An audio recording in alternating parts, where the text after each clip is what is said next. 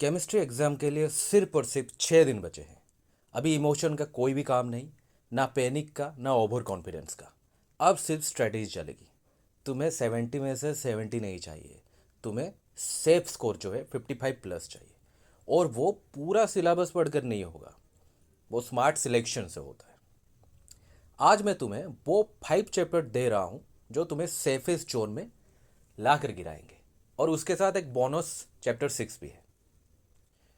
वैसे पेपर तो 70 मार्क का है। अगर तुम ये 3 हाई रिटर्न चैप्टर्स लॉक कर दो तो तुम्हें 30 से 35 मार्क सिक्योर आराम से तुम कर सकते हो।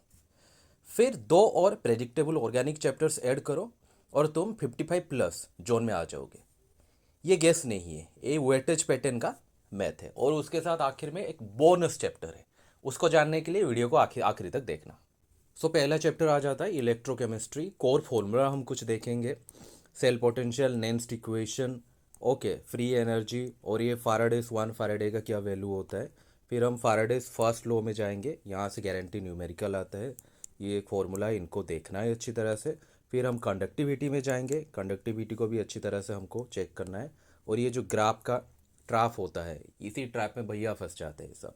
तो strong electrolyte, straight decreasing line, weak electrolyte, curve line rising sharply on dilution, Kohlrausch's law, और उसके साथ lambda M naught of weak electrolyte.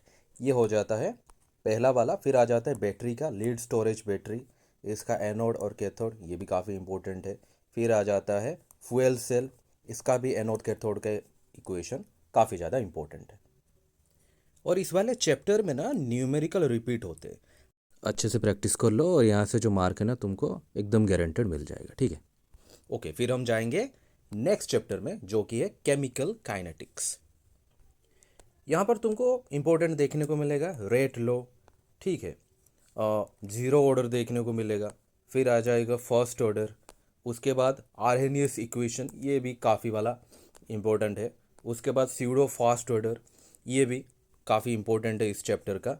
Example acid hydrolysis of Easter, inversion of cane sugar, one reactant in excess, ठीक है। Pseudo fast order का ये भी काफ़ी ज़्यादा इंपॉर्टेंट है। फिर आ जाता है ग्राफ आइडेंटिफिकेशन, ज़ीरो ऑर्डर का जो कि स्ट्रेट लाइन होता है, और फर्स्ट ऑर्डर का ये भी स्ट्रेट लाइन होता है। यहाँ पर ना इस वाले चैप्टर में ट्राफ होता है, 1 मार्क यहाँ पर ट्राफ होता है, इसको इग्नोर बिल्कुल भी मत करना।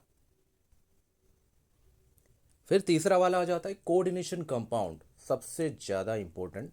तो यहाँ पर आईयूपीएसी नेमिंग, इसका काफ़ी ज़्यादा इंपॉर्टेंट है। मैग्नेटिक मोमेंट, ये वाला पार्ट। फिर आ जाता है स्पेक्ट्रोकेमिकल सीरीज, ये बहुत ज़्यादा भाई इंपॉर्टेंट है। फिर आ जाता है हमारा आइसोमेरिज्म, इसको ये सब चीज़ों को देख कर जाना है, वो भी अच्छी तरह से, कॉन्सेप्ट वाइज भी काफ़ी ज़्यादा क्लियर होने का है हमको।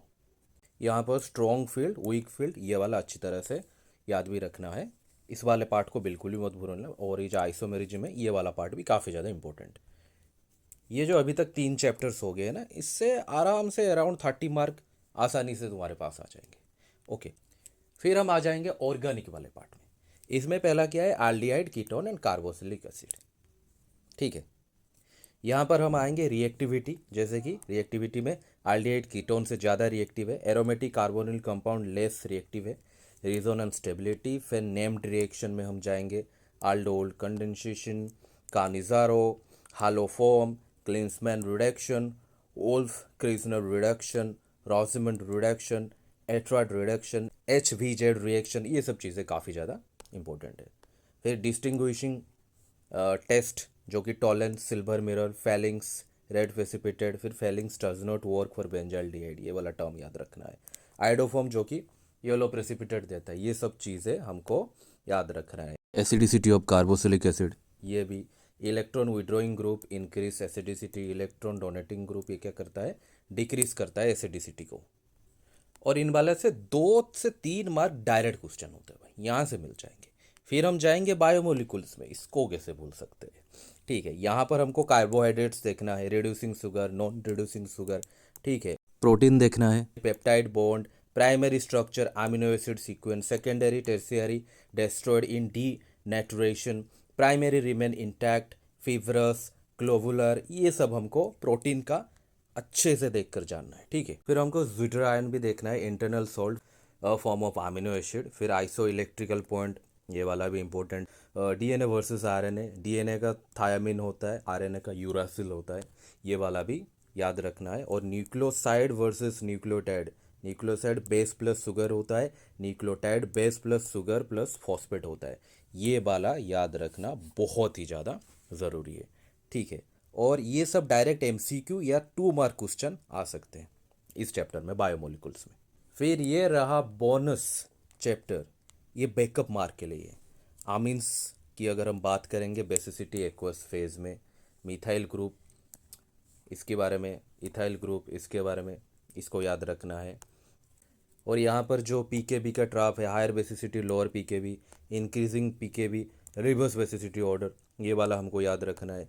नेम्ड रिएक्शन, यहाँ पर भी ये सब नेम्ड रिएक्शन काफ़ी ज़्यादा इम्पोर्टेंट है। यहाँ पर अगर हम देखें गाब्रियल का, होपमान का, कार्बालामाइन डाइजोटिजेशन, हिंसबर्ग टेस्ट, ये सब नेम्ड रिएक्शन में काफ़ी ज़्यादा इम्पोर्टेंट है। हिंसबर्ग टेस्ट का जो डिटेल है, यहाँ पर हमको primary amine, secondary amine, tertiary amine, इनको भी अच्छी तरह से देखना है। और सबसे ज़्यादा इम्पोर्टेंट यहाँ पर बेंजीन सल्फोनिक एसिड, इसको भी हमको थोड़ा सा अच्छे से देख के जाना है। तो अगर फाइनल एग्जीक्यूशन की बात करें, यहाँ पर इलेक्ट्रो का न्यूमेरिकल प्लस बैटरीज, काइनेटिक का फॉर्मूला और जो स्लोप है ग्राफ का वो वाला trap, coordination, magnetic, spectrochemical order, aldehyde reaction, Fehling's exception, biomolecular definition, denaturation, आमीन स्पेसिसिटी और पीकेवी रिवर्सल, ये सब फाइनल एग्जीक्यूशन प्लान है। आखिर में ये बोलना चाहूँगा कि फिजिक्स में जो हो गया हो गया, अभी उसको हम टाइम ट्रेवल तो नहीं कर कर चेंज कर सकते, तो उसको भूल जाओ, मारो गोली। केमिस्ट्री स्ट्रक्चर सब्जेक्ट है, याद रखना। अगर स्ट्रक्चर फॉलो करोगे स्कोर बहुत अच्छा आएगा। इमोशन को छोड़ो, मैथ को फॉलो करो। अब यूट्यूब बंद करो और एग्जीक्यूट करो।